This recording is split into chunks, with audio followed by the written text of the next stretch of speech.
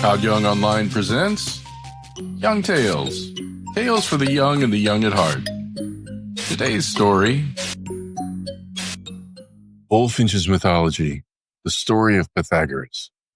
The streets of Crotona were alive with the usual bustle. Merchants calling out their wares, the scent of herbs drifting from the market stalls. Yet, tucked away in a quiet courtyard, a circle of men and women sat in stillness, their attention fixed on the robed figure before them.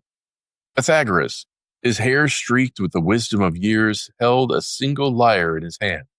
Without speaking, he plucked one string, then another, adjusting the tension until the notes rang together in perfect harmony.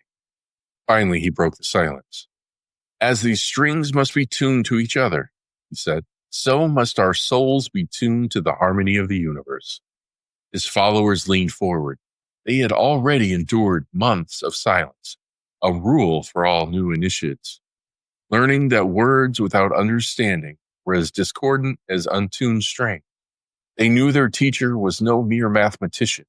He was a seeker, one who had traveled far from his birthplace on Samos through Egypt, Phoenicia, and Babylon, gathering not only theorems and measurements, but the mysteries of the soul. He spoke of a music that no ear could hear, the music of the spheres, produced by the movement of the heavens themselves. He spoke, too, of the soul's journey, moving from one body to another through lifetimes, till purified enough to return to the divine. It was why his disciples refrained from harming animals, for within any creature might dwell the spirit of one once dear. Numbers to Pythagoras were not just for counting. They were the very fabric of existence, the pattern by which the cosmos was woven.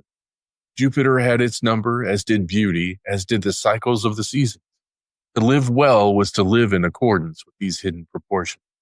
And so his brotherhood lived, sharing all things in common, practicing discipline, and pursuing the harmony he described. Not all in Crotona understood them, but those who did saw that this was not merely a school, but a way of life. Though centuries would pass and his name would be most often remembered in the classroom, scrawled beside the familiar theorem of the right-angled triangle, the deeper legacy of Pythagoras would echo far beyond mathematics.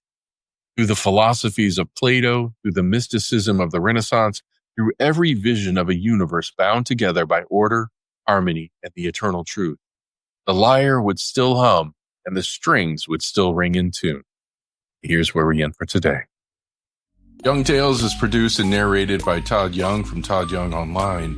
If you enjoyed this, please like and subscribe and join us next time for another story. Thank you for your support.